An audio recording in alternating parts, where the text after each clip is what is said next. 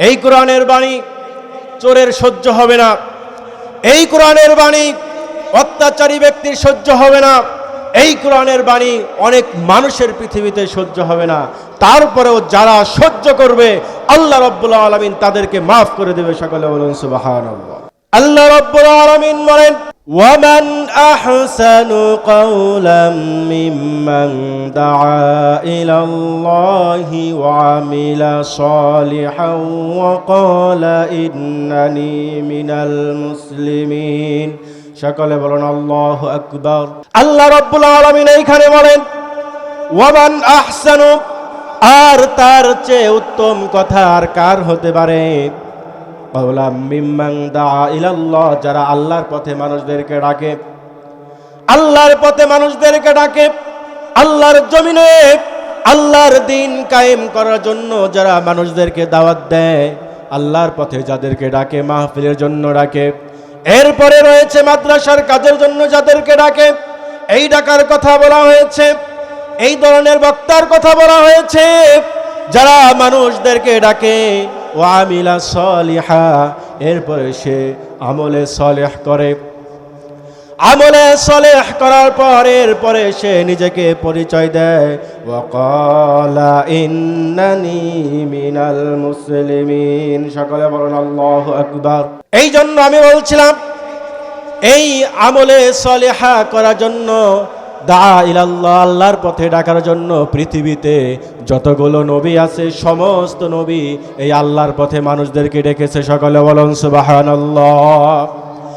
আমরা যদি এক এক করে দেখি, আল্লাহ রাব্বুল আলামিন পৃথিবীর সূচনা লগ্নে যেই নবীকে পাঠালেন সেই নবীর নাম হলো হযরতে আদম আলাইহিস সালাতু ওয়াস সালাম। এই আদম আলাইহিস সালাতু ওয়াস সালাম আসলেন দুনিয়াতে। আসার পরে আদম আলাইহিস সালাতু ওয়াস সালাম মানুষদেরকে একটা দিনের দাওয়াত দিলেন, আর সেই দিনটা হলো, সকলে আমার সাথে বলুন, লা ইলাহা ইল্লাল্লাহু আদামু সাফিউল্লাহ।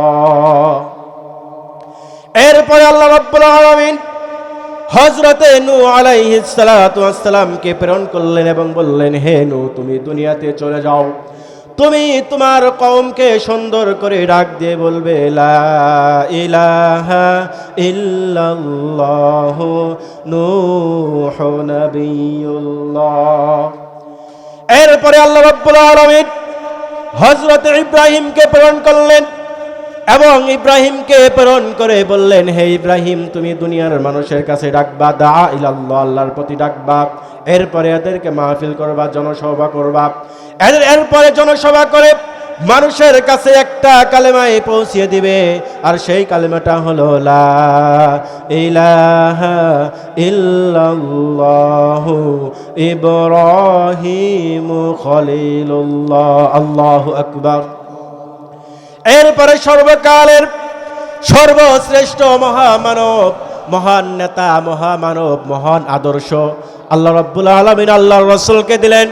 পৃথিবীতে কত ধরনের আদর্শ আছে, কেউ বলে আমি অমুক নেতার সৈনিক, অমুক নেতার সৈনিক, কেউ বলে আমি অমুক নেতার কর্মী, কিন্তু আল্লাহ রাব্বুল আলামিন একমাত্র কর্মী হতে বলেছে আল্লাহর রাসূলের কর্মী, আল্লাহ রাব্বুল আলামিনের কর্মী। সকলে বলুন সুবহানাল্লাহ। আপনি কর্মী হবেন, আপনি সৈনিক হবেন আল্লাহ রাব্বুল আলামিনের, অথচ আমাদেরকে জাতীয়তাবাদের নামে এমন এমন জিনিস আমাদেরকে ঢুকিয়ে দিয়েছে যার কারণে আমরা মুসলিমরা সারা বিশ্বে মার খাচ্ছি। কিন্তু আজকে মুসলিমরা যদি আমাদের পূর্বপুরুষ যারা ছিল, তারা ভারত উপমহাদেশ, তারা একদিন নয়, 2 দিন নয়, 800 বছর রাজত্ব করেছে। এরপরে স্পেন তারা জয় করেছে, আফ্রিকা মহাদেশ তারা জয় করে, তারা হাজার হাজার বছর তারা শাসন করেছে, শুধু একমাত্র দাআ ইলাল্লাহ, আল্লাহর প্রতি মানুষকে ডেকেছে। এই জন্য সব মানুষ আল্লাহ রাব্বুল আলামিনের সৈনিক হয়েছিল, সব মানুষ আল্লাহর রাসূলের সৈনিক হয়েছিল। আর আল্লাহ রাসূলকে আল্লাহ রাব্বুল আলামিন প্রেরণ করলেন এবং বললেন, হে রাসূল, তুমি দুনিয়াতে মানুষের কাছে গিয়ে সুন্দর করে একটা কালিমায় পৌঁছে দিবে। আর সেই কালিমাটা হলো, সকলে আমার সাথে পড়ুন, লা ইলাহা ইল্লাল্লাহু মুহাম্মাদুর রাসূলুল্লাহ সাল্লাল্লাহু আলাইহি ওয়াসাল্লাম। এই কালেমা হলো একটা মানুষের মূল স্তম্ভ, মুসলিমদের মূল স্তম্ভ। যদি মানুষ কালেমাটা বুঝতে পারে, এই কালেমার যে ব্যাখ্যা, এই কালেমার ব্যাখ্যা সাইয়্যিদ ইবনে কুতুব রাহিমাহুল্লাহ তিনি বর্ণনা করেছিলেন, এই জন্য তার ফাঁসি হয়েছে। কিন্তু আজকে আমরা কালেমা বুঝি না, কালেমার সিস্টেম বুঝি না। কালেমা না বুঝার কারণে কালেমা শুধু আমরা মানুষ বললে সেইখানে যা পড়ি। আর কালেমা যদি আমরা বলি এই রাষ্ট্রের ভিতরে সংসদ থেকে আইন হবে কালেমা সম্পর্কে, সংসদ থেকে আইন হবে কোরআন দ্বারা, সংসদ থেকে আইন হবে কোরআন নামাজের কথা, তখনই আমাদের কিছু মানুষের সমস্যা হয়ে যায়। তারা আবার দাবিও করে নিজেকে মুসলিম। সকলে বলুন নাউযুবিল্লাহ। কালেমা হলো মধুর বাণী, এক বিপ্লবী আওয়াজ, কায়েম করে রাজ, এমন একটা কায়েম করে রাজ। আল্লাহর জমিনে দিন কায়েম হবে আজ, দুনিয়া ও আখিরাতে আমরা সবাই পেয়ে যাব নাজাত। সকলে বলুন সুবহানাল্লাহ। এই কোরআন দ্বারা যদি রাষ্ট্র চলে, কোরআন হলো একটা সংবিধান। আল্লাহ রাব্বুল আলামিন কুরআনুল কারীমে সুন্দর করে বলে দিলেন, আল ইয়াউমা আকমালতু লাকুম দীনাকুম ওয়া আতমামতু আলাইকুম নি'মাতি ওয়া রাদিতু লাকুমুল ইসলাম দীনা। মানে হলো আল্লাহ রাব্বুল আলামিন সুন্দর করে বললেন, ইসলামটা হলো কোড অফ লাইফ, একটা মানুষের সামাজিক জীবন, অর্থনৈতিক জীবন, পারিবারিক জীবন, রাষ্ট্রীয় জীবন। মানুষ কিভাবে চলবে, মানুষ কিভাবে সমাজ নিয়ন্ত্রণ করবে, সব কিছু আল্লাহ রাব্বুল আলামিন কোরআনের ভিতরে বলে দিয়েছে। কোরআনের কিছু অর্থ আপনি মানবেন না, আর কিছু অর্থ মানবেন, আপনি হয়ে যাবেন মুনাফিক। এর জন্য আল্লাহ রাব্বুল আলামিন বলেন, ওয়া মাই ইয়াবতাগি গায়রাল ইসলামি দীনা, তোমরা দুনিয়াতে যাই কিছু করো না কেন, আর সেইটা হতে হবে শুধুমাত্র ইসলামের জন্য। সকলে বলুন সুবহানাল্লাহ। কিন্তু আমরা আজকে সব মানি, ইসলাম অনুযায়ী আমাদের বিয়ে হয় না। জোরে কোন কথা ঠিক কিনা? হায় রে, যখন বিয়ে হয় দেখি ছোট ছোট বাচ্চা মেয়েরা 9-10-এ পড়ে, এদেরকে সাজিয়া গুজিয়া এরপরে তেলাই দেওয়ার লিগে ওই যে বরের বাড়িতে পাঠায়, আবার ওইখান থেকে কিছু লোক এই বাড়িতে পাঠায়। এই সংস্কৃতি ইসলামের মধ্যে নাই। এরপরে আমরা কোরআন থেকে আমরা সব মানি, কিন্তু এই কোরআন থেকে যে আমাদের বিবাহ বন্ধনে আবদ্ধ হতে হবে, কোরআন থেকে অর্থনীতি নিতে হবে, সমাজনীতি নিতে হবে, রাজনীতি নিতে হবে, এইগুলো আমরা নিতে চাই না। একটা রাষ্ট্র ছিল ক্যালিফোর্নিয়া, আমেরিকার, আপনারা সবাই জানেন। কোরআনটা হলো একটা, মানে কি যে বলবো, কোরআন আপনি যখনই পড়বেন আপনার সামনে মনে হবে যে একটা ভিডিও ফুটেজ আল্লাহ রাব্বুল আলামিন আপনাকে দেখাচ্ছে। সকলে বলুন সুবহানাল্লাহ। কিন্তু কোরআন আমরা পড়তে চাই না। এই কোরআন আমরা পড়তে চাই না, কোরআনের মাহফিল আমরা করতে চাই না। অনেকে বিভিন্ন ধরনের কথা বলে, মাহফিল দিয়া কি হবে, মাহফিল দেওয়ার দরকার নাই। আবার অনেকে এইরকম নিয়ত করে মাহফিলে সবার শেষে যাব। অথচ আল্লাহ রাব্বুল আলামিন বলেন, এই কোরআনের মাহফিল, কোরআন যেখানে শুরু হবে সেখানে তোমাদেরকে এমনভাবে বসতে হবে, সেইখানে অবশ্যই কোরআনের মাহফিল, কোরআনের আয়াত, কোরআন থেকে হাদিস যেটাই হোক না কেন, সব কিছু আমাদেরকে আল্লাহ রাব্বুল আলামিন শুনতে বলেছে। সকলে বলুন সুবহানাল্লাহ। আল্লাহ রাব্বুল আলামিন বলেন, ওয়া ইযা কুরিআল কুরআনু ফাসতামিউ লাহু ওয়া আনসিতু লাআল্লাকুম তুরহামুন। সকলে বলুন আল্লাহু আকবার। আর যেখানে কোরআন তেলাওয়াত হবে, কোরআন থেকে শোনানো হবে, কোরআন থেকে মানুষকে ওয়াজ করা শোনানো হবে, অবশ্যই অবশ্যই সেইখানে তোমরা গিয়ে একদম নিশ্চুপ হয়ে তোমরা বসে যাবা। সকলে বলুন সুবহানাল্লাহ। আমাদের রাসূল হযরতে মুহাম্মদুর রাসূলুল্লাহ সাল্লাল্লাহু আলাইহি ওয়াসাল্লাম তিনি যখন মানুষদেরকে কোরআনের দাওয়াত দিতেন, কোরআনের কথাগুলো বলতেন, তখন তারা এক এক করে কাফের মুশরিকরা এমন ভাবে তাকে বাধা দেওয়া শুরু করলো, আমাদের নবী তিনি কোরআনের দাওয়াতটাও তিনি ভালোভাবে দিতে পারতেছেন না। সকলে বলুন নাউযুবিল্লাহ। মানে ওই সময় মক্কার যারা কাফের ছিল, আবু জেহেল, উতবা, সাইবা, মুগিরা, এরা মনে করেন যে মক্কার বড় বড় নেতা। কেমন নেতা জানেন? মানে যত চাঁদাবাজি হয় সব ওরা করে ওই মদিনায়, ওই মক্কায়। এরপরে এতিমের সম্পদ রাখছে যে ভাই গরিব মানুষ সম্পদটা রাইখা দিস, ওই সম্পদটা নিজের মনে করে খায়া ফেলায়।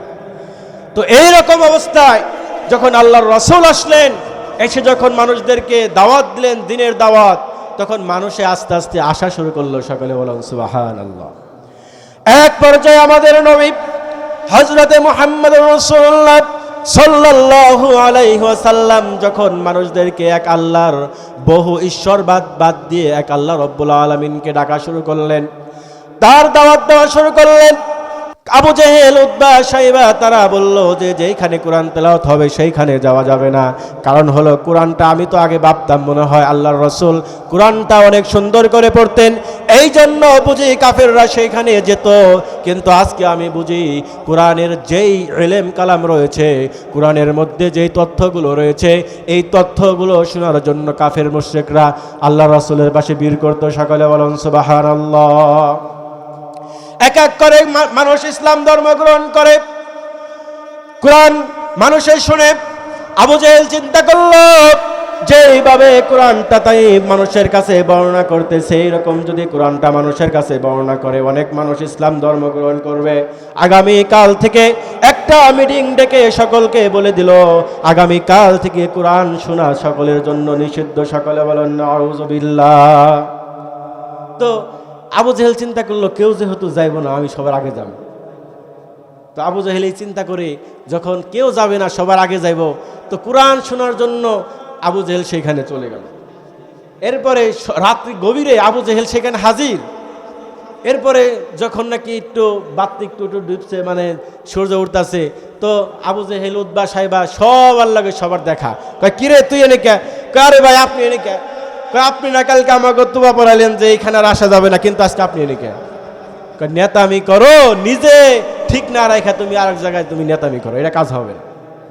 এরপরে বললো কি করা যায়, আগামী কাল থেকে টোটালি কোরআন শোনা তো যাবেই না, যেইখানে কোরআনের আলোচনা হবে সেইখানে তোমরা গিয়ে বাধা প্রদান করবা। সকলে চিল্লা বলো নাউযুবিল্লাহ।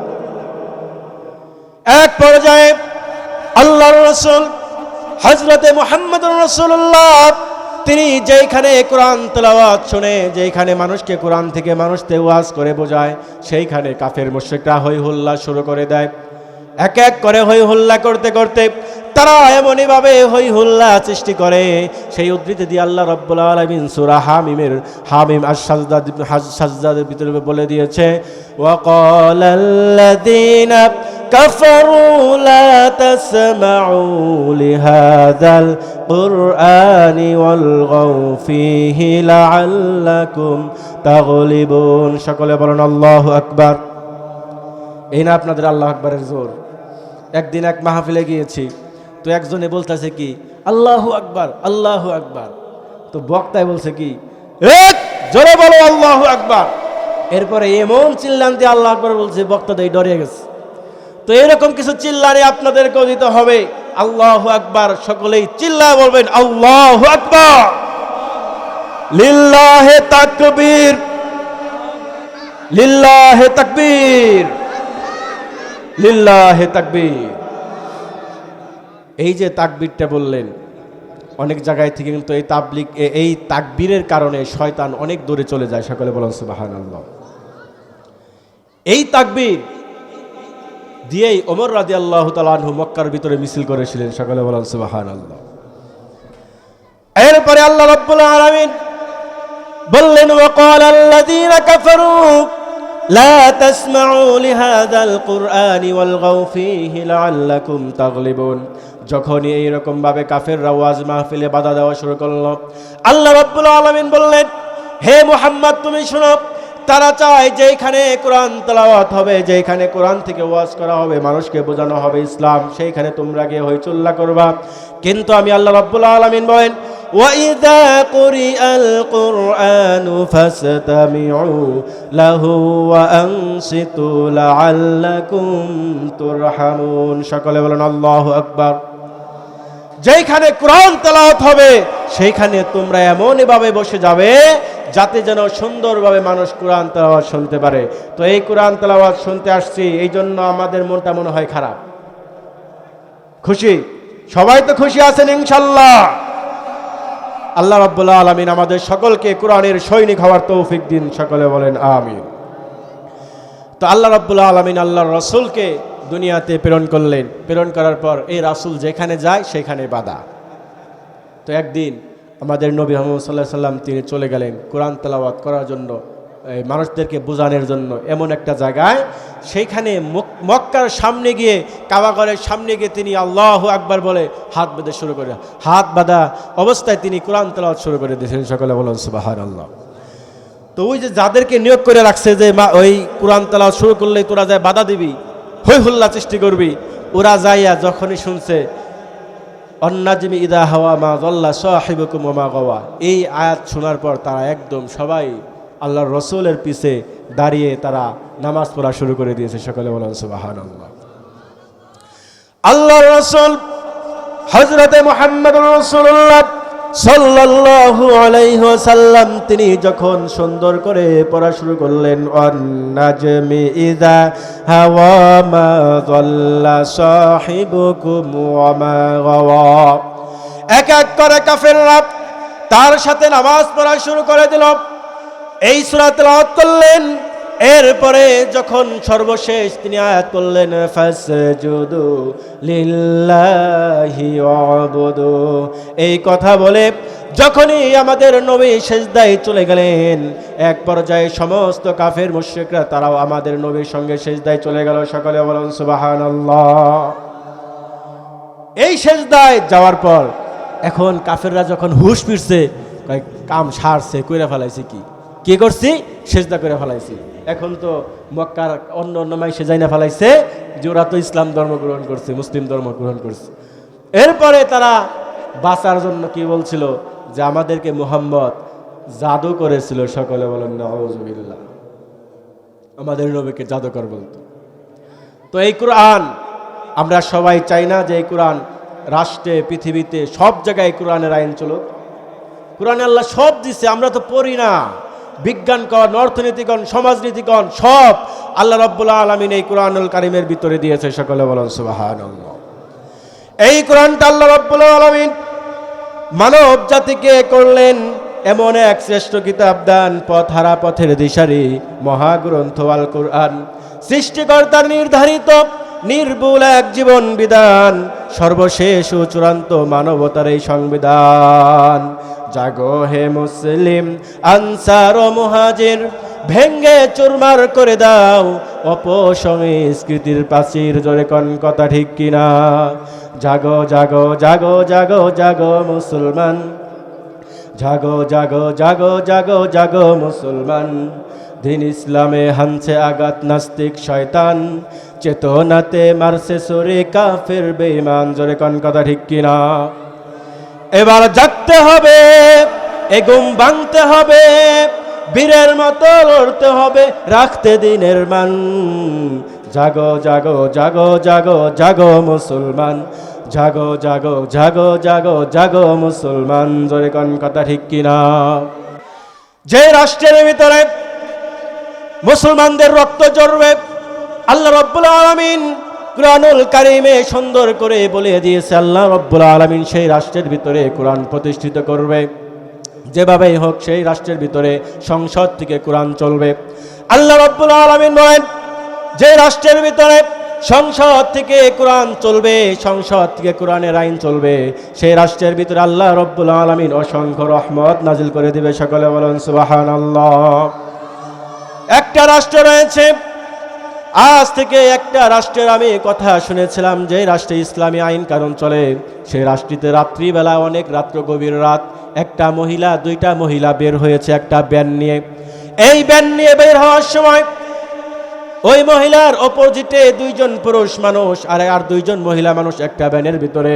একটা ব্যানের ভিতরে চারজন মানুষ যাচ্ছে, কিন্তু একজন মানুষ আরেকজন মানুষকে ডিস্টার্ব করতেছে না, মহিলাও কোনো কথা বলতেছে না, আবার ওই পুরুষরাও মহিলাদেরকে ইফতিজিং করতেছে না। গভীর রাত হয়ে গিয়েছে। আমি চিন্তা করলাম ওইখানে তখন কোন শাসন চলতো। আমি দেখতে পেলাম সেইখানে কোরআনের শাসন চলতো, যে রাষ্ট্রের ভিতরে কোরআনের শাসন চলবে, যে রাষ্ট্রের ভিতরে কোরআনের আইন চলবে, ওই রাষ্ট্রের ভিতরে সকলকে আল্লাহ রাব্বুল আলামিনের ভয় ঢুকিয়ে দিবে। সকলে বলুন সুবহানাল্লাহ। এই কোরআনকে আল্লাহ রাব্বুল আলামিন কমপ্লিট কোড অফ লাইফ, শুধু মানুষের জন্য নয়, শুধু মুসলিমদের জন্য নয়, এই কোরআনটা আল্লাহ রাব্বুল আলামিন কাফেরদের জন্য নাজিল করেছে। এই কোরআনটা আল্লাহ রাব্বুল আলামিন হিন্দুদের জন্য নাজিল করেছে। যারা এই কোরআনকে মানবে, সে যদি ইসলাম ধর্ম নাও গ্রহণ করে, সে অবশ্যই এই পৃথিবীর থেকে, সে দুনিয়া থেকে নাজাত পেয়ে যাবে, মানে শান্তি পেয়ে যাবে। সকলে বলুন সুবহানাল্লাহ। মৃত্যুর পরে ভাগ হয়ে যাবে, কেউ জান্নাতে কেউ জাহান্নামে। কিন্তু কোরআন যদি শাসিত হয়, কোরআন দ্বারা শাসিত রাষ্ট্র হলে সেই রাষ্ট্রে সবাই শান্তিতে থাকবে। একটা যুবতী মেয়ে রাত্রিবেলায় বের হবে, এইখান থেকে বাজারে যাবে, কোনো একটা যুবক তাকে ডিস্টার্ব করতে সাহস পাবে না, ইফতিজিং করতে সাহস পাবে না, কারণ কোরআন চলে, কোরআনের নিয়ম চলে, আল্লাহর ভয় আল্লাহ রাব্বুল আলামিন ওই যুবকের ভিতরে দিয়ে দেবে। সকলে বলুন সুবহানাল্লাহ। কোরআনের রাজ এইরকম।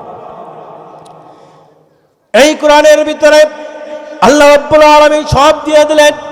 এই জন্য বিভিন্ন লেখক তারা বলেছে, আমাদের আইনুদ্দিন আজাদ তিনি একটি গজল বলে গেছেন, সমাধান চাও যদি জীবনে মরণে, ফিরে যাও খুঁজে নাও চোখ রাখো কোরআনে, সমাধান তবেই পাবে সুখ শান্তির ঠিকানা, যদি মেনে নাও তুমি মনে প্রাণে, সমাধান সমাধান চাও যদি জীবনে মরণে, ফিরে যাও খুঁজে নাও চোখ রাখো কোরআনে। এই কোরআনে আমাদের চোখ রাখার দরকার আছে না নাই? এই কোরআনে আমাদেরকে চোখ রাখতে হবে। আল্লাহ রাব্বুল আলামিন দুনিয়াতে কোরআন প্রতিষ্ঠিত করার জন্য যুগে যুগে একটা দলকে আল্লাহ রাব্বুল আলামিন বাছাই করে রেখেছেন। সেই দলের নাম হলো ইসলাম। সেই দলের নাম কি? ইসলাম যখন পরিপূর্ণভাবে একটা রাষ্ট্রের মানুষ বুঝতে পারে, সেই রাষ্ট্রের সাথে সেই রাষ্ট্রে দুইটা ভাগ হয়ে যায়, একটা হলো ইসলামের পক্ষে থাকে, একটা হলো ইসলামের বিপক্ষে থাকে। এই রাষ্ট্রের ভিতরে ইসলামের বিপক্ষে থাকবে এক দল এবং পক্ষে থাকবে এক দল, কিন্তু আল্লাহর ওয়াদা সেই রাষ্ট্রে ইসলাম চলবে। জোরে কোন কথা ঠিক কিনা? আল্লাহ রাব্বুল আলামিন বলেন, আল ইয়াউমা আকমালতু লাকুম দীনাকুম, আমি এই তোমাদের দিনকে পরিপূর্ণ করে দিলাম। এইখানে কোনো জিনিস আপনি বাড়াতে পারবেন না, কোনো জিনিস আপনি কমাতেও পারবেন না। এই কোরআনকে প্রতিষ্ঠিত করতে হলে আমাদেরকে বিভিন্ন ধরনের প্ল্যানিং করতে হবে। আল্লাহ রাব্বুল আলামিন সেই প্ল্যানিংও শিখিয়ে দিয়েছে। যুদ্ধের কথা আল্লাহ রাব্বুল আলামিন কিভাবে করবে সেইটাও শিক্ষা দিয়েছে।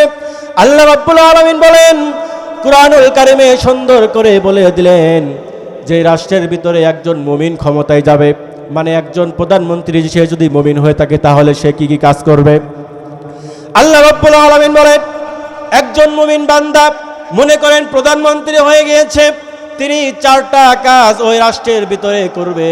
তার মধ্যে একটি কাজ হলো সে রাষ্ট্রের ভিতরে নামাজ প্রতিষ্ঠিত করবে। সকলে বলুন সুবহানাল্লাহ। এই উদ্ধৃতি দিয়ে আল্লাহ রাব্বুল আলামিন সূরা হজ্জের ভিতরে সুন্দর করে বলে দিলেন, আল্লাযীনা মাক্কান্নাহুম ফিল আরদি আকামুস সালাত। একজন মুমিন সে যখন রাষ্ট্রের ভিতরে নামাজ প্রতিষ্ঠিত করবে, নামাজ প্রতিষ্ঠিত করার পর ওই রাষ্ট্রের ভিতরে সকল মানুষ নামাজ পড়বে। নামাজ এমন একটা গুরুত্বপূর্ণ ইবাদত, এই নামাজ সমাজ সংস্কার করে, এই নামাজ ইউনিয়ন সংস্কার করে, এই নামাজ রাষ্ট্র সংস্কার করে। এই নামাজের ভিতরে সকল মানুষ সংস্কার হয়ে যায়। আজকে দেখবেন অনেক মানুষ নামাজের সময় ঘুমায় থাকে, দোকানপাট খোলা রাখে, কিন্তু সংসদ থেকে নামাজের আইন প্রতিষ্ঠিত হলে সমস্ত মানুষ এই নামাজের ভিতরে যাবে। সকলে বলেন সুবহানাল্লাহ। মনে করেন যে ইউনিয়ন পরিষদ থেকে ঘোষণা করা হলো, আগামীকাল থেকে মনে করেন এই ইউনিয়নের সবাই নামাজ পড়বে। দেখবেন যখন ওইখান থেকে ঘোষণা করা হবে, এরপরে দেখবেন সবাই অটোমেটিক নামাজের মধ্যে যাবে, কারণ নামাজে না গেলে ইমাম সাহেব ওর বিচার করবে, নামাজ প্রতিষ্ঠিত হবে না। সমস্ত মানুষ নামাজে যাবে, রাষ্ট্র অটোমেটিক গ্রাম অঞ্চল থেকে শুরু করে রাষ্ট্র পার্লামেন্ট পর্যন্ত একটা সুন্দর পরিবেশ হবে। এই পরিবেশ আমরা চাই কি চাই না? এইরকম একটা পরিবেশ হলে আপনার চিন্তা করতে হবে না। আমাদের কত হিংসা, কত মারামারি, কত কাটাকাটি, কত অহংকার প্রতিষ্ঠিত হলে, নামাজ প্রতিষ্ঠিত হলে আর কোনো মারামারি থাকবে না। আল্লাহ রাব্বুল আলামিন বলেন, আল্লাযীনা, মুমিন বান্দা যখন ক্ষমতায় যাবে, সে গিয়ে সেইখানে নামাজ প্রতিষ্ঠিত করবে। আল্লাযীনা ইম্মাক্কান্নাহুম ফিল আরদি আকামুস সালাত, এই সালাত এমন একটা গুরুত্বপূর্ণ ইবাদত। আল্লাহ রাব্বুল আলামিন দুনিয়াতে অনেক নামাজ দিয়েছে, দুনিয়াতে অনেক ইবাদত দিয়েছে, কিন্তু আল্লাহর রাসূলকে এই ইবাদতটা সহজে আল্লাহ রাব্বুল আলামিন দেন নাই। সকলে বলুন সুবহানাল্লাহ। আল্লাহ রাব্বুল আলামিন আল্লাহর রাসূলকে দুনিয়া থেকে আসমানে নিয়ে গেলেন। এক পর্যায়ে যখন আসমানে নিয়ে এই নামাজ তাকে দিলেন 50 ওয়াক্ত, এই জন্য কারণ তুমি দুনিয়াতে গিয়ে মানুষকে 50 ওয়াক্ত নামাজ পড়াবা। আল্লাহ রাব্বুল আলামিন আল্লাহর রাসূলকে পাঠিয়ে দিলেন। পথিমধ্যে যখন মুসার সঙ্গে দেখা হয়ে গেল, মুসা বলল, এই নামাজ তোমার উম্মতরা পড়তে পারবে না। এরপরে আল্লাহর রাসূল ফিরে গেলেন। এইরকম আপ ডাউন করতে করতে সেই নামাজটা 5 ওয়াক্তে আল্লাহ রাব্বুল আলামিন এনে দিলেন।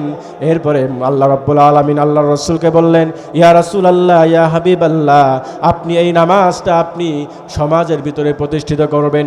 যে ব্যক্তি এই নামাজটা পড়তে পারবে, আমি আল্লাহ রাব্বুল আলামিন তার আমল নামায় 50 ওয়াক্ত নামাজের সওয়াব দিয়ে দেব। সকলে বলুন সুবহানাল্লাহ। নামাজ পড়বেন 5 ওয়াক্ত, আল্লাহ রাব্বুল আলামিন দিবেন 50 ওয়াক্ত। তাও আমাদের নামাজ পড়া ভালো লাগে না, জোরে কোন কথা ঠিক কিনা? এই নামাজ মানুষের জন্য এমনই গুরুত্বপূর্ণ ইবাদত, এই নামাজের মতো অতটা গুরুত্ব ইবাদত আল্লাহ রাব্বুল আলামিন দেন নাই। এই নামাজ কিভাবে আমাদেরকে পড়তে হবে, আল্লাহর রাসূল সাল্লাল্লাহু আলাইহি ওয়াসাল্লাম তিনি সুন্দর করে বলে দিয়েছে, নামাজ তোমরা পড়ো আমার মতো, আমি যেইভাবে নামাজ পড়েছি তোমরা এইভাবে নামাজ পড়ো। কিন্তু আজকে আমরা নামাজ পড়তে চাই না, নামাজ প্রতিষ্ঠিত করতে চাই না, নামাজের দাওয়াত নিয়ে আমরা মানুষের কাছে কাছে যাই না। জোরে কোন কথা ঠিক কিনা? আমরা মনে করেন বাজারে যখন বসি, বাজারে বসার পর কিন্তু আমাদের অহেতুক অনেক কথাবার্তা আমরা বলি, চার আড্ডায় কথাবার্তার অভাব নাই, হায় রে কথা, কিন্তু নামাজের কোনো কথা নাই, ঠিক কিনা? নামাজ নিজেও পড়তে হবে, মানুষদেরকেও পড়ানোর জন্য আমাদের চেষ্টা করতে হবে। তো আমি বলছিলাম, এই কোরআন প্রতিষ্ঠিত করতে গিয়ে আল্লাহ রাসূল সাল্লাল্লাহু আলাইহি সাল্লাম কি পরিমাণ অত্যাচারিত হয়েছিলেন। তো এই কোরআনের দাওয়াত নিয়ে একদিন আমাদের নবী চলে গেলেন হলো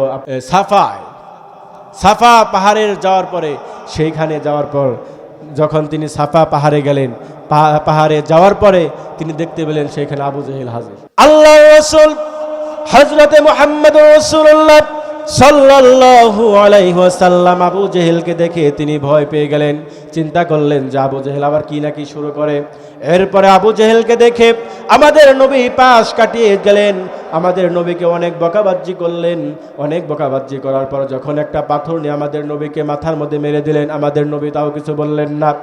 সর্বকালের সর্বশ্রেষ্ঠ মহামানব হযরতে মুহাম্মদুর রাসূলুল্লাহ সাল্লাল্লাহু আলাইহি ওয়াসাল্লামের মাথার মধ্যে আঘাত মেরে মাথা ফাটিয়ে দিয়েছে, রক্ত প্রবাহিত হচ্ছে। আমাদের নবী তিনি কান্না করতেছে, আমি তো মানুষের জন্য কোনো ক্ষতি করি না, আমি মানুষের কোনো অমঙ্গল করি না, সমস্ত মানুষের জন্য আমি একটা রহমত স্বরূপ। তারপর আবু জেহেল আমাকে মারল। তার এই মন খারাপ ভারাক্রান্ত মন নিয়ে তিনি চলে গেলেন এমন একটা জায়গায়, যেখানে তিনি চলে গেলেন তার বাড়িতে। এদিকে সন্ধ্যাবেলায় যখন হরিণ শিকার করে এসে তার চাচা হামজা যখন শুনতে পেলেন এরকম কাহিনী, তার মনের ভিতরে অনেকটা ব্যথা লেগে গেল। এই জন্য ব্যথা লেগে গেল কারণ হলো আল্লাহর জমিনে আল্লাহর দিন প্রতিষ্ঠিত করতে গিয়ে আজকে আমার মাথা ফেটে গেছে, আমার ভাতিজা রক্তাক্ত হয়েছে।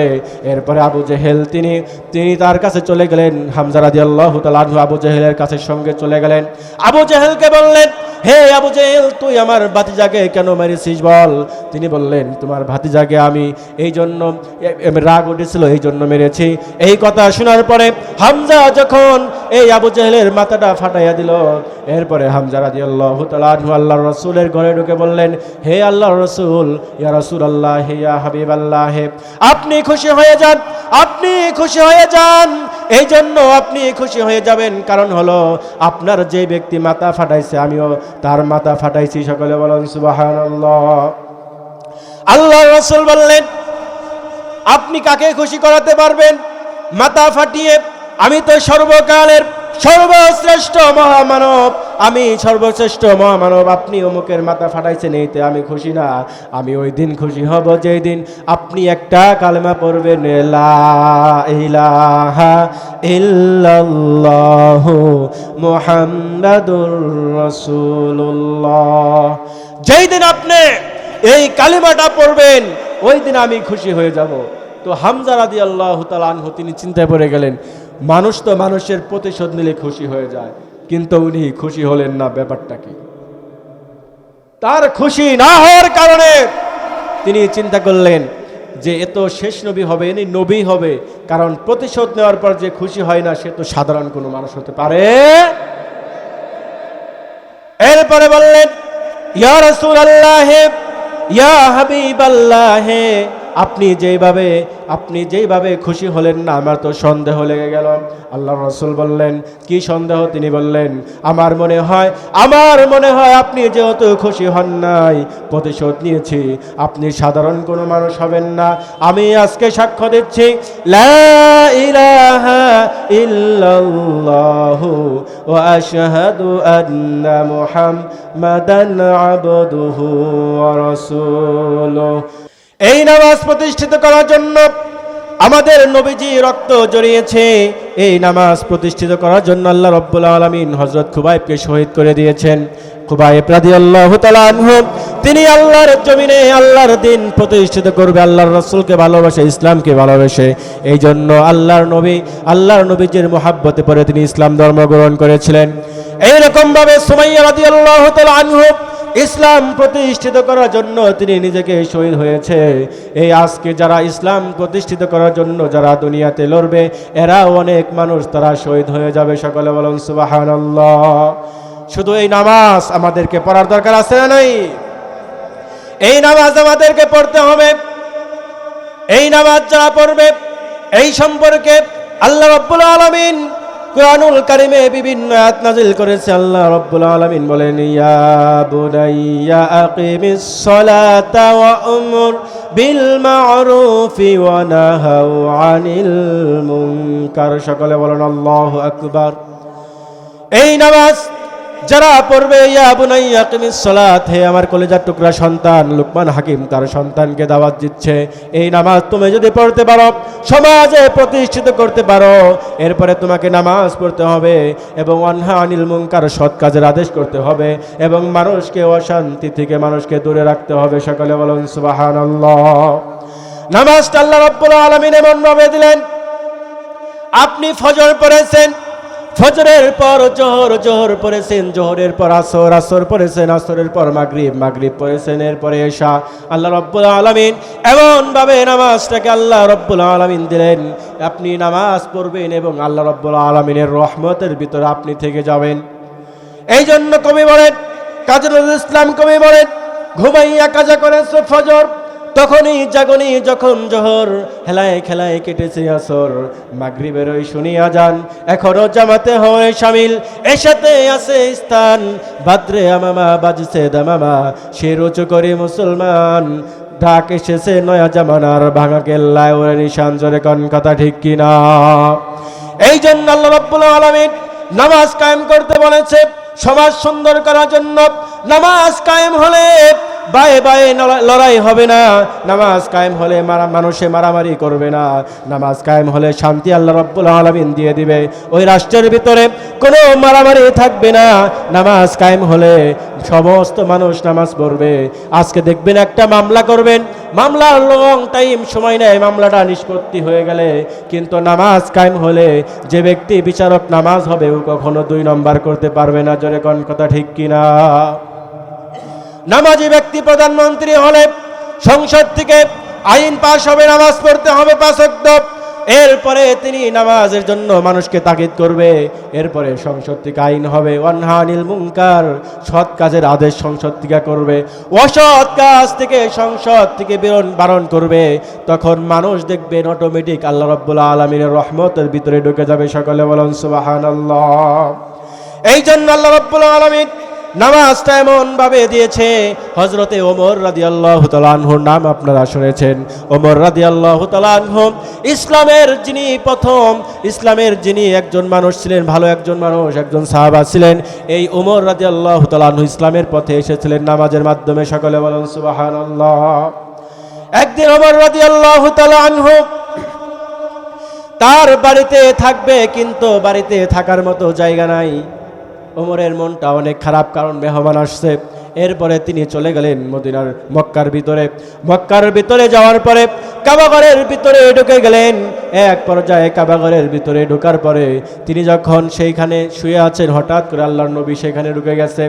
আল্লাহর নবী সেইখানে ঢুকে সুন্দর করে আল হাক্কাতুম আল হাক্কা সূরা তেলাওয়াত শুরু করলেন।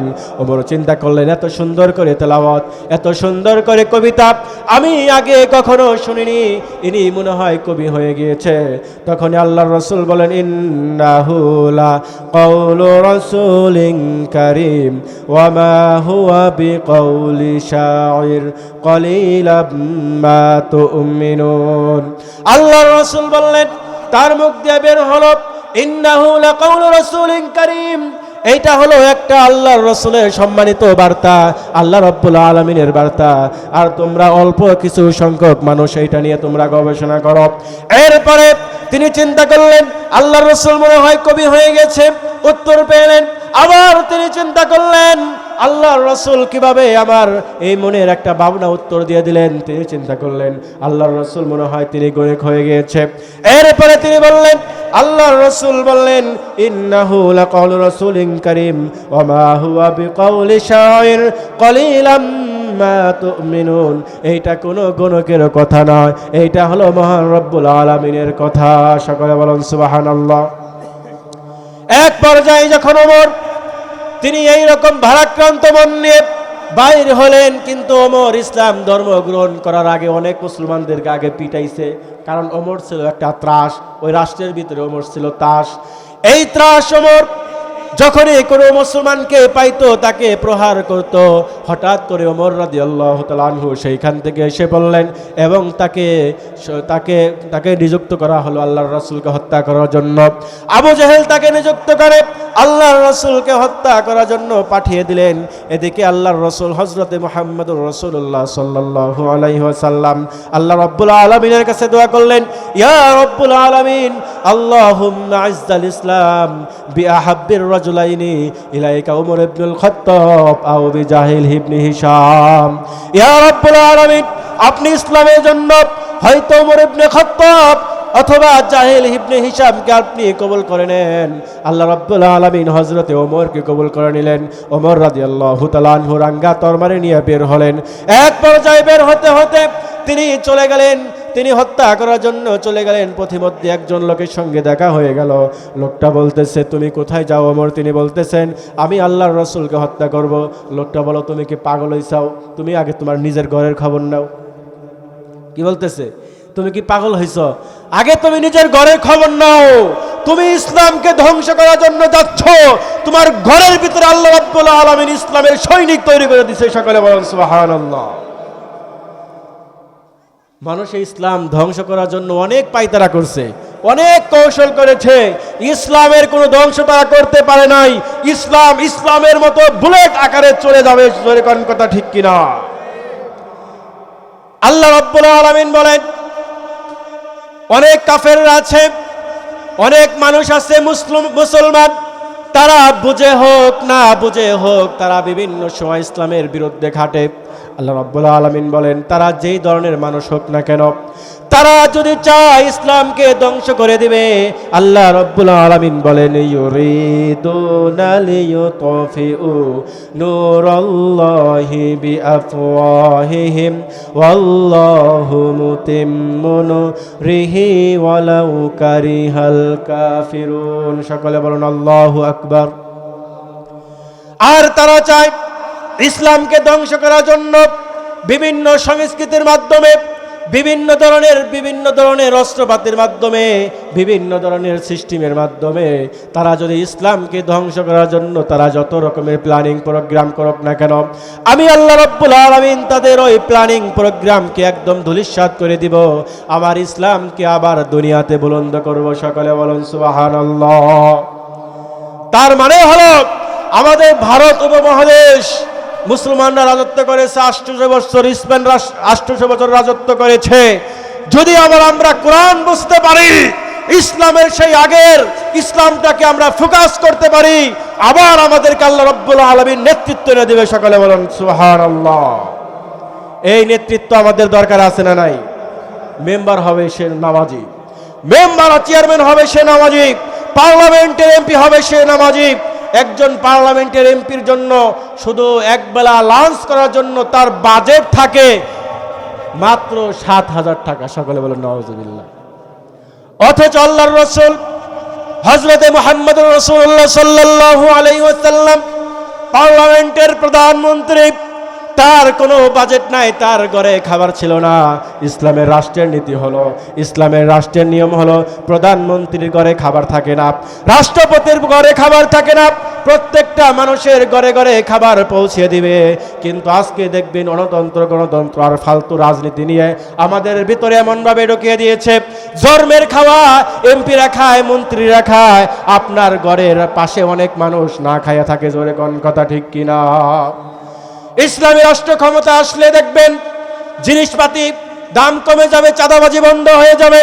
ইসলামী রাষ্ট্র ক্ষমতা আসলে দেখবেন ওই ধরনের বিভিন্ন ধরনের বাতা এমপি মন্ত্রীরা নিবে না।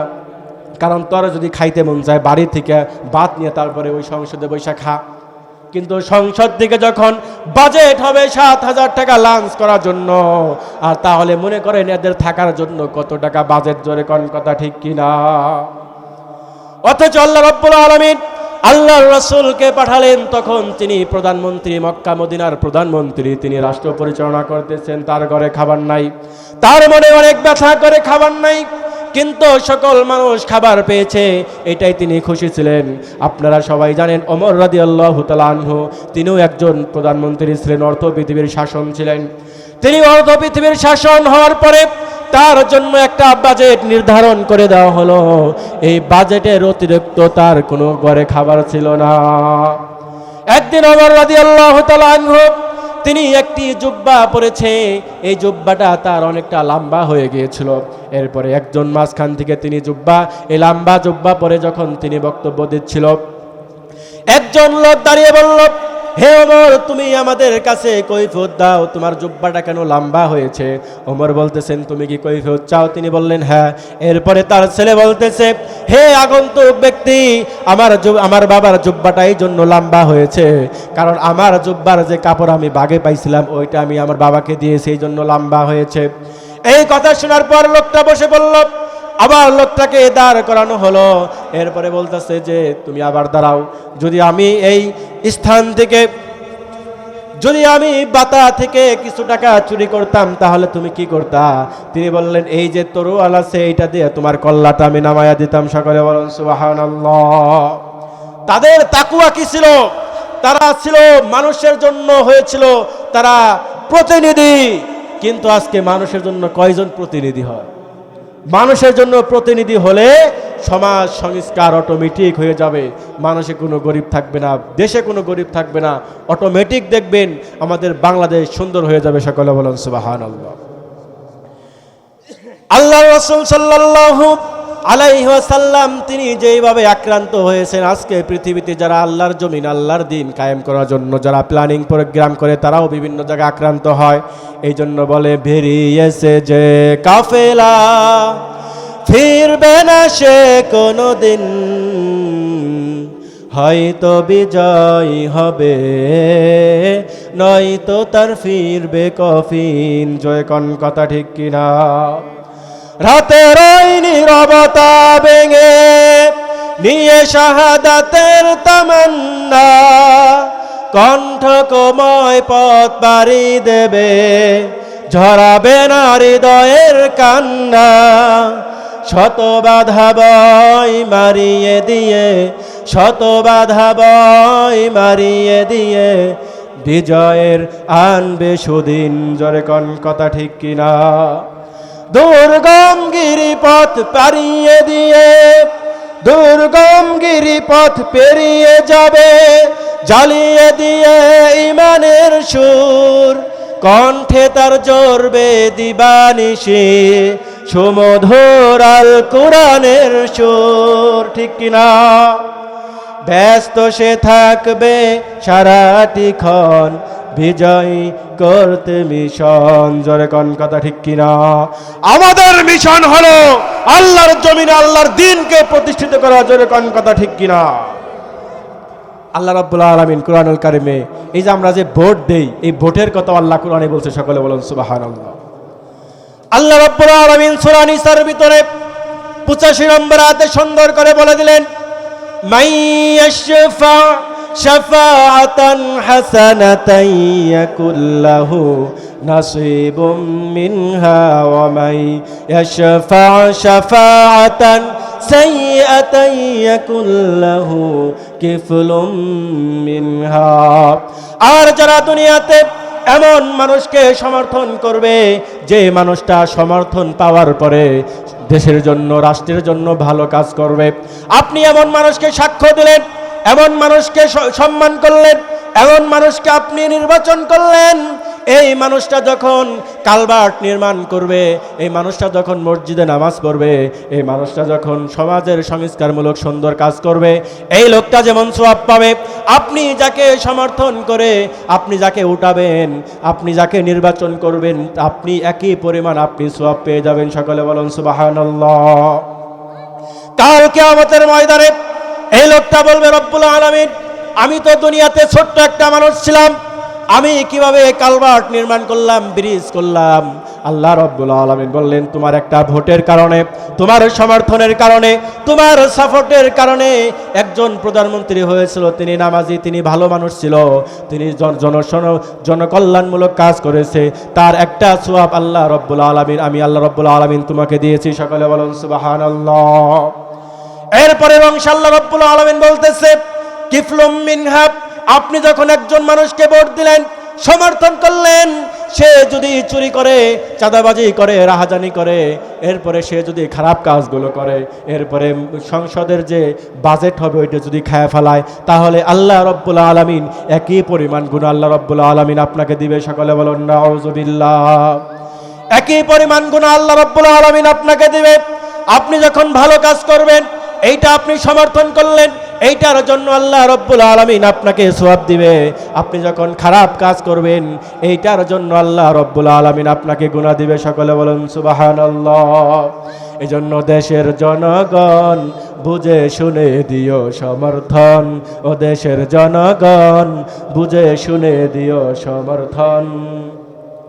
আমি আওয়ামী লীগ বুঝি না, বিএনপি বুঝি না, জামাত বুঝি না, চরমোনাই বুঝি না, যাকে দিয়ে রাষ্ট্রের কল্যাণ হবে তাকেই আমরা চাই। জোরে কোন কথা ঠিক কিনা?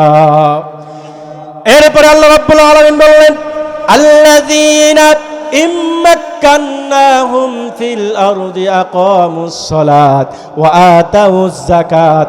এরপরে ওই লোকটা আইসা সমাজের ভিতরে যাকাত প্রতিষ্ঠিত করবে। সকলে বলুন সুবহানাল্লাহ।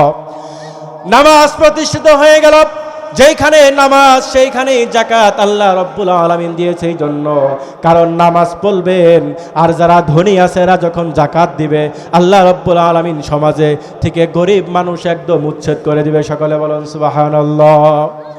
এই যাকাত প্রতিষ্ঠিত হয়ে গেলে দেখবেন অনেক মানুষ লক্ষ লক্ষ টাকার মালিক, টাকা মনে করেন জন্মের ব্যাংকে নেওয়া ঢুকাইছে, কোনদিন যাকাত দেয় না, সম্পদ আছে যাকাত দেয় না। এই যাকাতটা হলো একটা জরিমানার মতো, যেমন মনে করেন একটা জরিমানা, আপনি একটা সম্পদ আপনি যদি পৃথিবীতে, মানে ইসলামী অর্থনীতি বিষয়টা একটু ভিন্ন, সেটা নিয়ে আমি মোটামুটি পড়াশোনা করেছি। সেটার সার সংক্ষেপ হলো, আপনি যদি 1 কোটি টাকা ব্যাংকে জমা রাখেন, সেটা দ্বারা মানুষ কিন্তু উপকৃত হয় না, কিন্তু ওই কোটি টাকা যদি আপনি সমাজের ভিতরে ছেড়ে রাখেন, মানে হলো আপনি একটা গার্মেন্টস করলেন, অথবা একটা প্রতিষ্ঠান করলেন, একটা গরুর ফার্ম করলেন, ওইখানে 5 জন লোক কর্মচারী আপনার লাগবে কিনা, ওইখান থেকে আপনিও টাকাও আনতেছেন, আবার 5 জন লোকরে আপনি মনে করেন পালতাছেন, এই 5 জন লোকের যদি 4 জন করে থাকে, 4 5 20 জন লোক আপনার এই ফ্যাক্টরির মাধ্যমে তারা চলতে পারতেছে। জোরে কোন কথা ঠিক কিনা? আল্লাহ রাব্বুল আলামিন জরিমানার ব্যবস্থা করে দিলেন। তোমার কোটি টাকা ব্যাংকে রাখতে পারবে না, তুমি কর্মসংস্থান তৈরি করে দাও। এই কর্মসংস্থান তৈরি হয়ে গেলে আজকে দেখবেন অনেক ধরনের মানুষ আন্দোলন করে চাকরির জন্য, আবার অনেক মানুষ আন্দোলন করে বিভিন্ন কাজের জন্য, আবার অনেক মানুষ আন্দোলন করে টাকার জন্য, পয়সার জন্য। গার্মেন্টসের শ্রমিকরা আন্দোলন করে টাকার জন্য। এই আন্দোলন আর করতে হবে না। একদম দেখবেন যখন ইনসাফ ভিত্তিক সমাজ প্রতিষ্ঠিত হয়ে যাবে, সকল মানুষ তার নিজ দায়িত্ব থেকে মানুষকে পারিশ্রমিক দেওয়ার ব্যবস্থা করে দিবে। আল্লাহ রাব্বুল আলামিন বলেন, যে ব্যক্তি কুরআনুল কারীম অনুযায়ী চলবে, রাষ্ট্রে চলবে, পরিবারে চলবে, এমনইভাবে কুরআনুল কারীমটা হয়ে যাবে, আল্লাহ রাব্বুল আলামিন তাকে অবশ্যই সুন্দর একটা ভবিষ্যৎ দিয়ে দেবে। সকলে বলুন সুবহানাল্লাহ। আমি বলছিলাম হযরতে ওমর রাদিয়াল্লাহু তাআলা আনহু নাঙ্গা তরবারি নিয়ে যখন রওনা করলেন, প্রতিমধ্যে যখন একজন মহিলার সঙ্গে, একজন পুরুষের সঙ্গে দেখা হলো, তিনি বললেন, তুমি মনে হয় বেদ্দিন হয়ে গেছো। এরপরে এক পর্যায়ে এই ওমর রাদিয়াল্লাহু তাআলা আনহু রাঙ্গা তরবারি নিয়ে সোজা সাপটা তার বোনের বাড়িতে ঢুকে গেলেন। তার বোনের বাড়িতে ঢুকে যাওয়ার পর কানটা তার দরজার সঙ্গে লাগালেন, দেখলেন সেইখান থেকে গুনগুন আওয়াজ হচ্ছে। লাথি মেরে দরজা ভাঙলেন, ভিতরে ঢুকে তার যে বোনের জামাই তাকে ঘর থেকে বের করে এনে এরপরে আচ্ছা মতো তাকে মারলেন। যখন কলিজার টুকরা বোন এইরকম, যখন তার স্বামী মার খাইতে যখন এইরকম পরিস্থিতি হয়ে গেল, তার বোন গিয়ে তাকে বাঁচাইয়া দিলেন এবং দুইজনকে সরাইয়া দিলেন। এক পর্যায়ে যখন বোন তাকে বাঁচিয়ে দিল, বোনকে সজোরে একটা থাপ্পড় মারল ওমর রাদিয়াল্লাহু তাআলা আনহু। থাপ্পড় মারার পর তার মনের ভিতরে একটা খারাপ লেগে গেল যে আমি আমার বোনকে মারলাম। অনেক মানুষ আছে দেখবেন, বড় ভাই শাসন করে ছোট ভাইকে, এরপরে বাবা শাসন করে তার ছেলে সন্তানকে শাসন করার পরে, বড় ভাই ছোট ভাইকে শাসন করার পরে এই বড় ভাই এবং বাবা যারাই বড় থাকে তারা পরে অনুতপ্ত হয়। জোরে কোন কথা ঠিক কিনা? আমি একদিন দেখলাম এক জায়গায় একটা লোক কান্না করতেছে। আমি বললাম যে আঙ্কেল আপনি কান্না করেন কেন? তিনি বললেন, আমি এই জন্য কান্না করি, আমার বড় ছেলে একটা দুষ্টামি করেছে, আমার রাগ উঠে গেছিল, মায়ের দিছি, এই জন্য কান্না করতেছি। আমাদের দেশে অনেক বাবারা আছে ছেলে সন্তানকে শাসন করার পর তারা যখন বাহিরে যায় তখন বাহিরে গিয়ে তারা অনুতপ্ত হয় এবং তারা কান্না করে। জোরে কোন কথা ঠিক কিনা? ওমর রাদিয়াল্লাহু তাআলা আনহু তার ভিতরে কান্না, সে বলল, আমার কলিজার টুকরা বোন, আমি তাকে প্রহার করলাম। তার ভিতরে এইরকম কান্না আসার পর তার মনটা এমনই ভারাক্রান্ত হয়ে গেল এবং বলল যে এইরকম হলো কেন? এক পর্যায়ে যখন ওমর রাদিয়াল্লাহু তাআলা আনহু তিনি এমনইভাবে অনুতপ্ত হলেন, অনুতপ্ত হওয়ার পর তার বোনকে বলেন, তুই ঘর থেকে বের হ, তোর জামাইকে ঘর থেকে বের কর। এরপরে আমাকে তোরা যেই সহিফাটা পড়লি, তোদের হাতে যেই সহিফাটা ছিল, যেই কাগজটা ছিল, ওই কাগজটা আমাকে দিয়ে দে। সকলে বলুন সুবহানাল্লাহ। তিনি বললেন, এই কাগজ দেওয়া যাবে না, কাগজ দিলে সমস্যা হয়ে যাবে, এই কাগজ তোমাকে আমি দিব না। এই জন্য, কারণ এই কাগজ তুমি যদি ধরতে চাও, এই কোরআন তুমি যদি ধরতে চাও, তাহলে অবশ্যই তোমাকে ওযু করতে হবে, গোসল করতে হবে। এরপরে যখন তিনি ওযু করলেন, গোসল করলেন, আর প্রতিমধ্যে থেকে খুবাইব রাদিয়াল্লাহু তাআলা আনহু চোখের নিচ থেকে বের হয়ে ওমরকে বললেন, হে ওমর, আপনি খুশি হয়ে যান, আল্লাহর রাসূল আপনার জন্য কাল রাতে দোয়া করেছে। সকলে বলুন সুবহানাল্লাহ। এই ওমর দোয়া পাওয়ার পরে তিনি খুশি হয়ে গেলেন। এরপরে সহিফাটা তিনি হাতে নিলেন। এই সহিফার মধ্যে আল্লাহ রাব্বুল আলামিন লিখে দিলেন, তাহা মা আনজালনা আলাইকাল কুরআনা লিতাশকা ইল্লা তাযকিরাতাল লিমান ইয়াখশা। তাহা, হে মুহাম্মদ, তোমাকে আমি দুনিয়াতে প্রেরণ করেছি শুধু কাফেরদের হাতে মার খাওয়া, এই জন্য আমি তোমাকে দুনিয়াতে প্রেরণ করি নাই। এই কোরআন তোমাকে শুধু ক্লেশ দিবে, এই জন্য আমি তোমাকে দুনিয়াতে প্রেরণ করি নাই। এই কোরআনটা আমি এই জন্য প্রেরণ করেছি, এই জন্য তুমি একদিন মানুষের জন্য সেবা করবা, মানুষের জন্য সেবা করে করে তুমি একদিন এই রাষ্ট্রের প্রধানমন্ত্রী হবা। আল্লাহর জমিন, আল্লাহর দিন, আল্লাহর জমিন, আল্লাহর জমিনটা আল্লাহ রাব্বুল আলামিনের মাধ্যমে এই রাষ্ট্রটা পরিচালিত হবে। সকলে বলুন সুবহানাল্লাহ। এই কাহিনীগুলো বললেন, এরপরে বললেন সেইখান থেকে মুসার কাহিনী শোনাইল। মুসা আলাইহিস সালাতু ওয়াস সালাম তিনি যখন চলে গেলেন তুর পাহাড়ে যাওয়ার পরে তিনি তো অভাবগ্রস্ত একজন লোক ছিল। মুসা আলাইহিস সালাতু ওয়াস সালাম অনেক রাগী ছিল। কিরকম রাগী ছিল জানেন? মনে করেন যে মুসা আলাইহিস সালাতু ওয়াস সালাম এমন রাগী মানুষ, একদিন কি করছে, তার শ্বশুর তাকে বলছে, তুমি যদি আমার মেয়েকে বিবাহ করতে চাও তাহলে 12 বছর তুমি রাখাল খাটবা আমার বাড়িতে। মুসা আলাইহিস সালাম বলল ঠিক আছে, কারণ মুসা আলাইহিস সালাম অনেক শক্তিশালী ছিল, রাগও ছিল প্রচুর। তো এই শক্তিশালী আর রাগ নিয়ে তিনি মনে করেন গেছে এক কুয়ার কাছে। কুয়ার মধ্যে যাওয়ার পরে সেইখানে হলো একটা ডাকনা রাখছে, সেই ডাকনাটা সরাইতে যুবক লাগে হইলো মোটামুটি 8 জন। তো মুসা আলাইহিস সালাম ওই কুয়ার ওইখানে যায় ওই ডাকনাটা উঠিয়ে ফেক্কা মারছে, মানে এত শক্তি ছিল। এই মুসাকে বলা হলো, হে মুসা, তুমি যদি আমার মেয়েকে বিবাহ করতে চাও তাহলে তোমাকে একদিন নয়, 2 দিন নয়, তোমাকে 12 বছর রাখাল খাটতে হবে। তিনি বললেন ঠিক আছে, আমি 12 বছর রাখাল খাটবো। 12 বছর রাখাল খাটতে খাটতে সর্বশেষ তিনি যেই পর্যন্ত এসে পড়েছে আর মাত্র একদিন বাকি আছে, একটা ছাগলের সাথে তার লড়াই হয়ে গেল।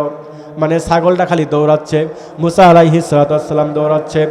এক পর্যায়ে এই ছাগলটাকে ধরে ফেললেন। ধরার পরে মুসা আলাইহিস সালাম যখনই ধরে এরকম একটা আছাড় মারবে, তখনই তার চিন্তা হয়ে গেল, আমি যদি আছাড় মারি তাহলে তো আমার বিয়া শেষ। জোরে কোন কথা ঠিক কিনা?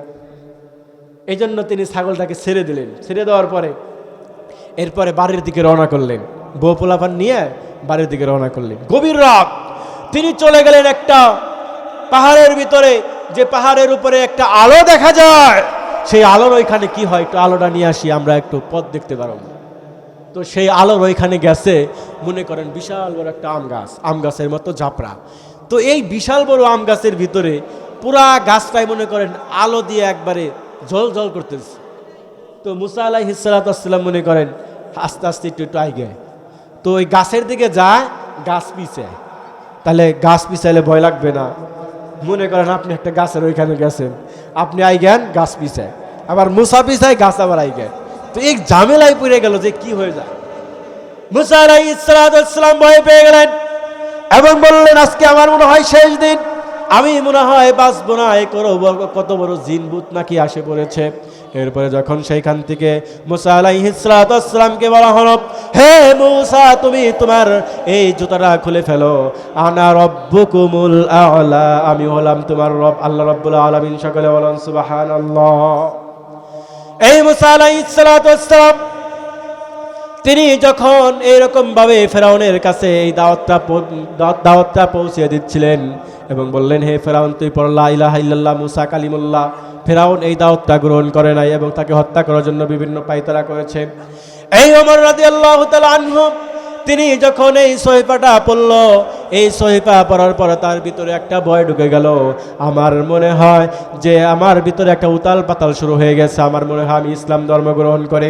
এই ওমর রাদিয়াল্লাহু তাআলা আনহু ইসলাম ধর্ম গ্রহণ করার জন্য যখন তাকে বলল যে, হে আমার কলিজার টুকরা ভাই, তুমি আমাকে নিয়ে যাও আল্লাহর রাসূলের কাছে। যখনই ওমর রাদিয়াল্লাহু তাআলা আনহু আল্লাহর রাসূলের কাছে গেলেন, এক পর্যায়ে আল্লাহর রাসূলকে তিনি দেখার আগেই তিনি যখন ঘরের দরজার সামনে দাঁড়িয়ে আছে, গেটের সামনে, তাকে দেখা মাত্র হামজা রাদিয়াল্লাহু তাআলা আনহু তিনি ভয় পেয়ে গেলেন। অন্যান্য সাহাবারা ভয় পেয়ে গেলেন, মনে হয় আজকে আমাদের সবাইকে শেষ করে দিবে। কারণ ওমর অনেক শক্তিশালী ছিল, যুদ্ধাংশাহী তিনি ছিল।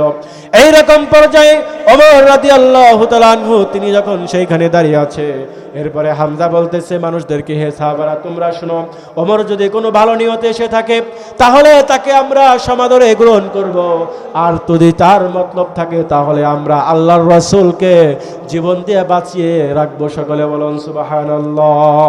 আমার রাসূলকে সাহাবারা কেমন ভালোবাসতো এই উদ্ধৃতি আল্লাহর নবী দিয়েছেন। একদিন আল্লাহর রাসূল সাল্লাল্লাহু আলাইহি ওয়াসাল্লাম সাহাবাদেরকে বলতেছে, হে সাহাবারা, বদর যুদ্ধ শুরু হয়ে গিয়েছে, আমাদের মানুষ কম, আমরা তো এখন মারা পড়ে যাব, তোমরা কি পালিয়ে যাবা নাকি?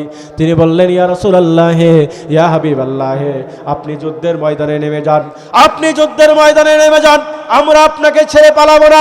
আপনার ডাইনে আমরা থাকবো, বামে আমরা থাকবো, সামনে থাকবো, পিছনে থাকবো, আপনাকে আমরা বাঁচিয়ে দিব, আপনাকে মরতে দিব না। এইরকম সাহাবারা হওয়ার পরে সাহাবারা বলল, ইয়া রাসূলুল্লাহ হে, ইয়া হাবিবাল্লাহ হে, আপনার ভয় পাওয়ার কোনো কারণ নাই, কারণ আমরা মুসার উম্মত না। সকলে বলুন সুবহানাল্লাহ। এই মুসা আলাইহিস সালাম তিনি যখন দৌড়াদৌড়ি করতে করতে একদম সাগরের প্রান্তরে চলে গেছে, সাগরের ওই পাশে থেকে দেখা যায় না কত দূর স্থান, সেইখান থেকে দেখা যায় না। এই পাশে থেকে মুসা আলাইহিস সালাম দাঁড়িয়ে রয়েছে, অসংখ্য অসংখ্য কাফেররা, ফেরাউনের লোকদল, তারাও এসে তাকে ঘিরাও করে ফেলেছে। এই দিকে গেলে সেনাবাহিনী, পিছন দিকে গেলে তো উত্তল তরঙ্গ গগন, উত্তল তরঙ্গ সাগর, এই সাগর তাকে পাড়ি দিতে হবে। তার মধ্যে একটা চিন্তা এসে পড়লো, এখন কি করা যায়? অনেক সময় অনেক লোক বলল, হে মুসা, মুসার যারা উম্মত ছিল তারা বলল, হে মুসা, এখন যেইভাবে আমরা বিপদে পড়েছি, এই বিপদ থেকে আমরা মনে হয় রক্ষা পাবো না, আমরা রক্ষা না পেলে আমরা যুদ্ধ করতে পারবো না, তুমি আর তোমার রব মিলে যুদ্ধ কইরো। সকলে বলেন নাউজুবিল্লাহ। এরপরে যখন আল্লাহ রাব্বুল আলামিনের দিকে তাকালেন, দোয়া করলেন এবং বললেন, হে মুসা, তোমার হাতে যে লাঠিটা আছে, ওই লাঠিটা তো আমি এমনি এমনি দেই নাই, এই লাঠিটা আল্লাহ রাব্বুল আলামিন আল্লাহর মুসা আলাইহিস সালাম পেয়েছেন শুআইব আলাইহিস সালাম থেকে। এই লাঠি দ্বারা তুমি এই সাগরের মধ্যে তুমি একটি বাড়ি মারো, বাড়ি মারার সঙ্গে সঙ্গে আল্লাহ রাব্বুল আলামিন পানিগুলোকে চাপাইয়া দিলেন, এমনইভাবে পানি চাপাইয়া দিলেন, মাটিগুলো উঁচা করে দিলেন, যাতে যেন মুসা এবং মুসার উম্মত সহ যাইতে পারে। মাটি উপরে উঠে গেল, এরপরে পানি চেপে গেল। মিস্টার ফেরাউন দেখতেছে, এইখানে এইরকম ভাবে আমার হুকুম ছাড়া কি এত সুন্দর করে পদ্মা সেতু বানালো, মানে হলো বিশাল বড় একটা সেতু।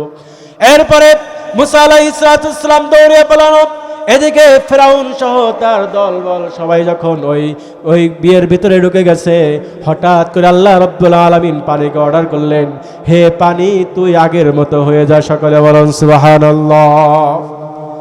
এরপরে হযরত ওমর রাদিয়াল্লাহু তাআলা আনহু তিনি যখন এক এক করে যখন তিনি ভিতরে ঢুকে গেলেন, ভিতরে ঢুকে যাওয়ার পরে তার মনের ভিতরে আল্লাহ রাসূলের বাসনা শুরু হয়ে গেল। এক পর্যায়ে তিনি বলতেছে, ইয়া রাসূলুল্লাহ হে, ইয়া হাবিবাল্লাহ হে, আপনার ধর্ম সত্য কিনা আমাদেরকে বলেন। তিনি বললেন, হ্যাঁ, আমার ধর্ম সত্য, তুমি যেই ধর্মে ছিলা সেই ধর্মটা সত্য নয়। এরপরে মুসা আলাইহিস সালামের ধর্ম সত্য শোনার পরে তিনি খুশি। এরপর আল্লাহ রাসূলের ধর্ম সত্য শোনার পরে তিনি বললেন, আশহাদু আল্লা ইলাহা ইল্লাল্লাহু ওয়াহদাহু লা শারীকা লাহু ওয়া আশহাদু আন্না মুহাম্মাদান আবদুহু ওয়া রাসূলুহু সাল্লাল্লাহু আলাইহি ওয়াসাল্লাম। তিনি এই কালেমা শাহাদাত পরে তিনি মুসলিম হয়ে গেলেন। তো মুসার তো আবার সাহস বেশি, উড়াদুরা লোক, মানে কোনো ভয় নাই ভিতরে। এমন উড়াদুরা লোক যখন ইসলাম ধর্ম গ্রহণ করলো, বেজাল আছে না নাই? আল্লাহর রাসূলকে বললেন, ইয়া রাসূলুল্লাহ, ইয়া হাবিবাল্লাহ, আপনার ধর্ম যদি সত্য হয়ে থাকে তাহলে আপনি কেন লুকাইয়া আপনি দ্বীনের দাওয়াত দেন? জোরে কোন কথা ঠিক কিনা?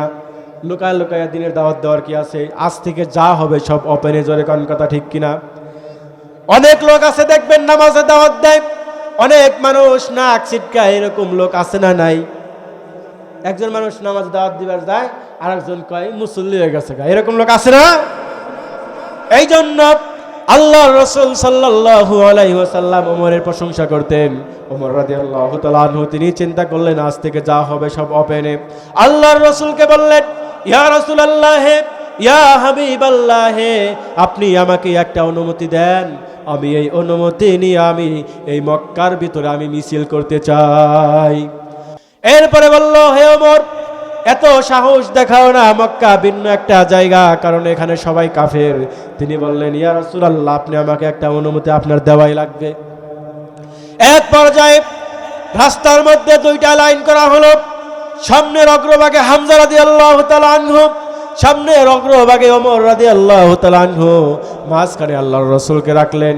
এরপরে তারা আস্তে আস্তে হাঁটা শুরু করলেন। হাঁটতে হাঁটতে তারা একদম মক্কার ভিতরে লিল্লাহে তাকবীর, আল্লাহু আকবার স্লোগান দিয়ে তারা একটা মিছিল বের করে নিলেন। সকলে বলুন সুবহানাল্লাহ। মক্কার ভিতরে কাঁপুনি লেগে গেল।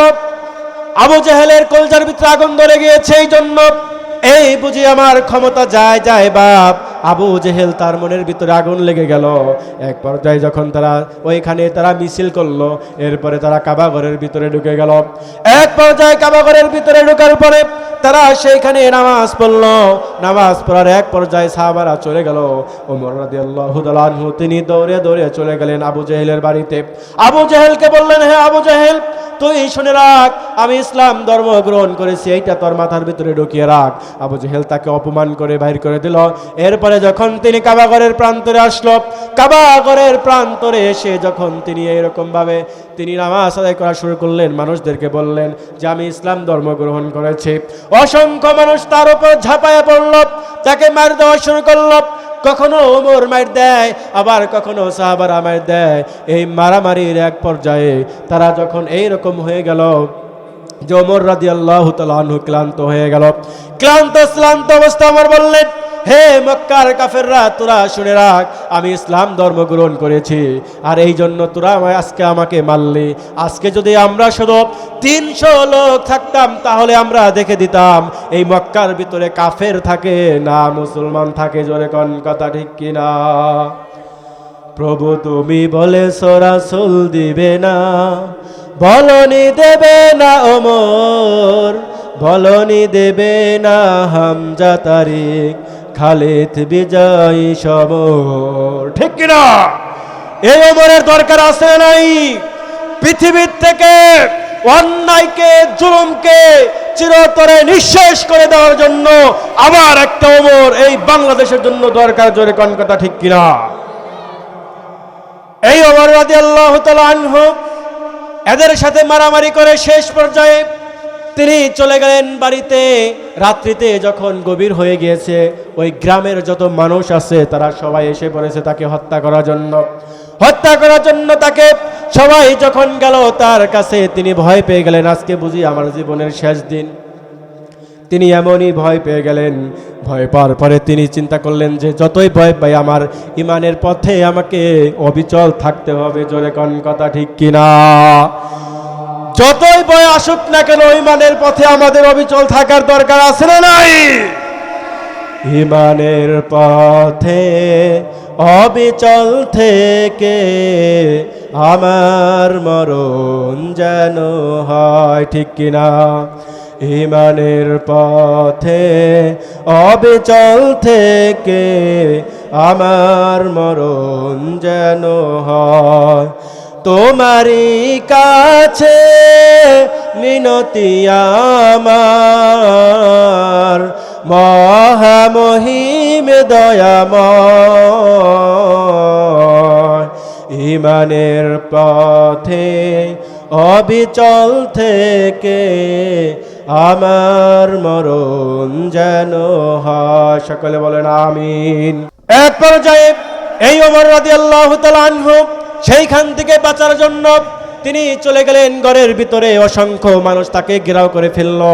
ঘেরাও করে ফেলার পরে যখন তিনি সেইখান দিয়ে চলতেন তখন তিনি মাথায় মুড়ি দিয়ে চলতেন। এই জন্য কারণ হলো যখনই কাফেররা শুনে অমুক ব্যক্তি ইসলাম ধর্ম গ্রহণ করেছে তখনই মানুষ তার উপরে হামলায় পড়ে। ওমর রাদিয়াল্লাহু তাআলা আনহু আল্লাহর রাসূলের সহবতে সে এমন একজন মুসলিম হয়ে গেলেন। এরপরে হিজরত করলেন, জিহাদ করলেন, অসংখ্য হিজরত করে এরপরে ওমর রাদিয়াল্লাহু তাআলা আনহু একটা রাষ্ট্রনায়ক এমন ভাবে হয়েছিলেন যে ওমর রাদিয়াল্লাহু তাআলা আনহু এত দুষ্টরা ছিলেন, ত্রাস ছিলেন, সেই ওমর আজকে এমন সোনার মানুষে পরিণত হয়েছে। এরপরে তিনি রাষ্ট্র পরিচালনা করেছে, একদম সারা বিশ্ব তিনি পরিচালনা করেছে একদম পানির মতো করে। সকলে বলুন সুবহানাল্লাহ। এই জন্য আমাদেরকে এমন জিনিস আমাদেরকে গ্রহণ করতে হবে যে জিনিস আমরা দুনিয়া এবং আখিরাত উভয় জাহানে আমরা শান্তি পাবো। আল্লাহ রাব্বুল আলামিন আমাদের সকলকে তৌফিক দিন। সকলে বলেন আমিন।